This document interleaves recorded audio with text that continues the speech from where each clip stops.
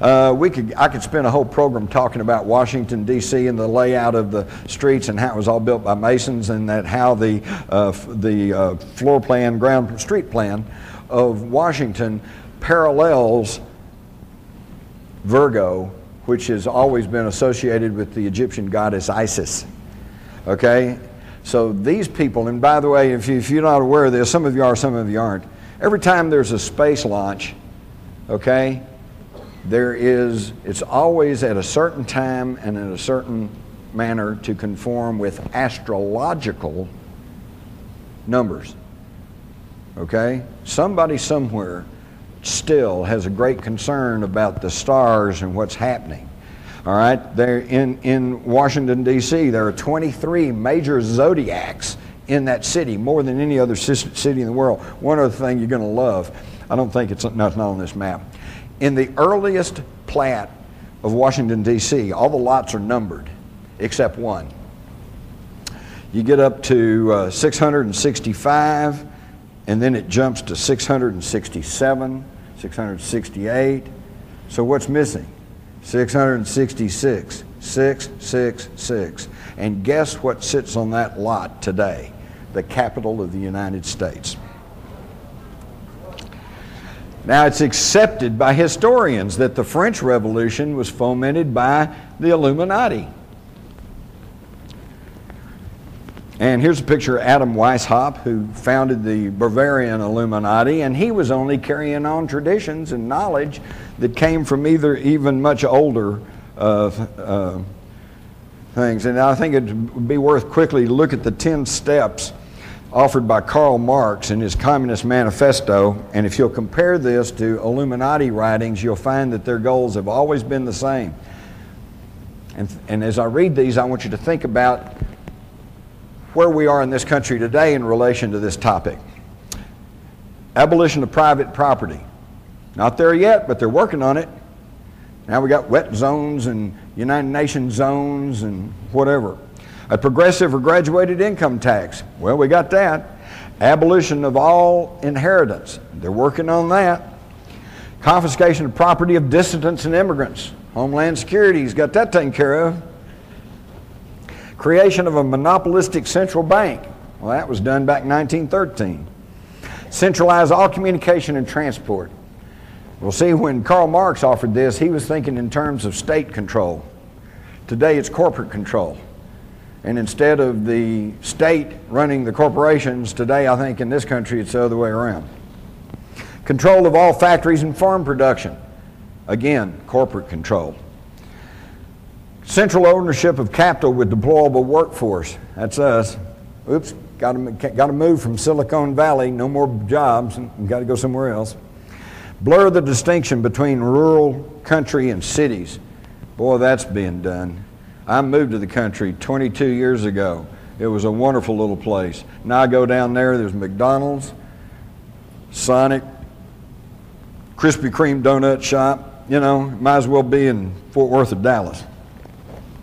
Free public education for all children, which on the surface of it sounds like a wonderful idea, and I'm all for it. I think every single kid, no matter where he comes from, no matter what color he is, no matter what, should have a shot at learning the 3 R's, reading, writing, and arithmetic. But folks, that's it.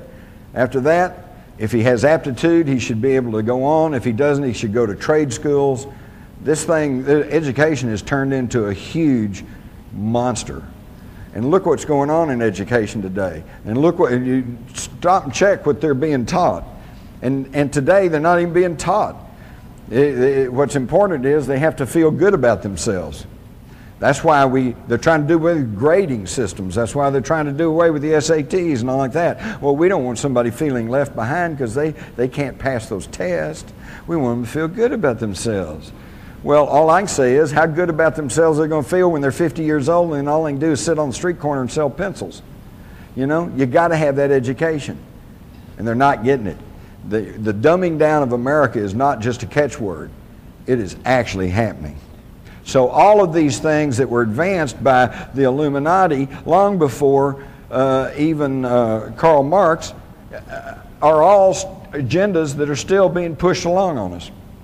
And where did they came from? They came from the Knights Templars, who built these wonderful cathedrals such as Chartres that has stained glass in it that is so luminous that modern science cannot explain how they do that.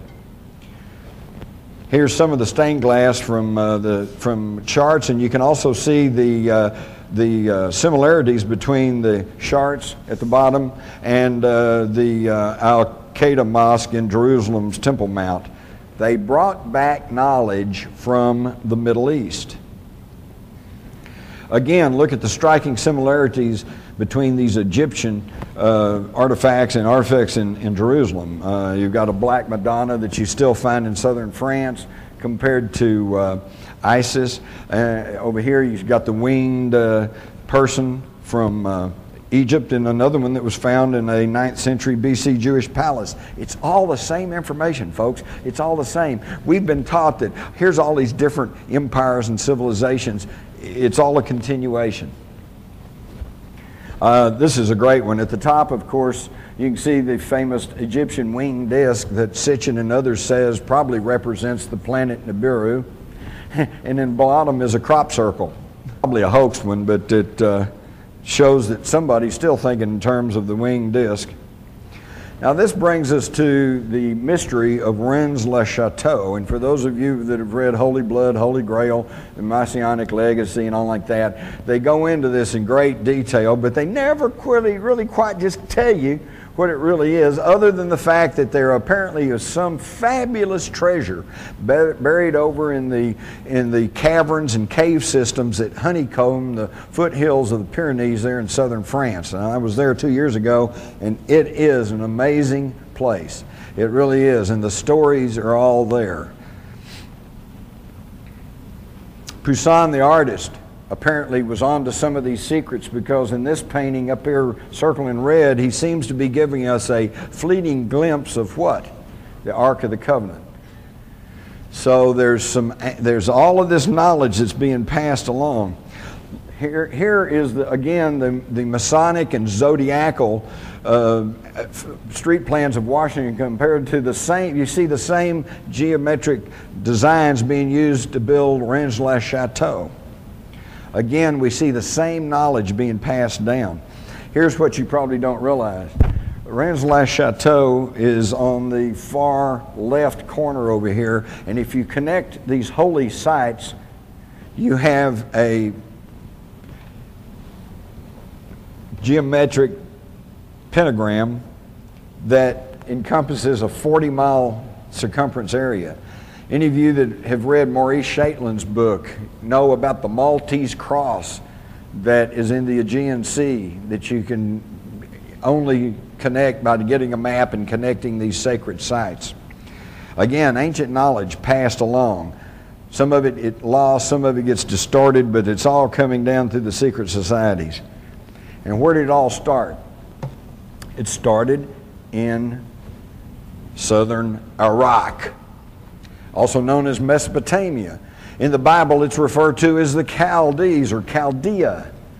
Now, one of the tragic things of the turmoil that's going on in the Middle East is the fact that what you actually have are cousins, family people fighting each other, because the Arabs trace their lineage back to the biblical patriarch Abraham, and the Jews trace their heritage back to the biblical patriarch Abraham. So they're all related, but they can't get along.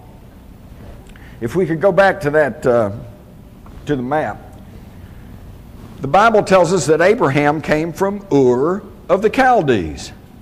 So he was not a Jew.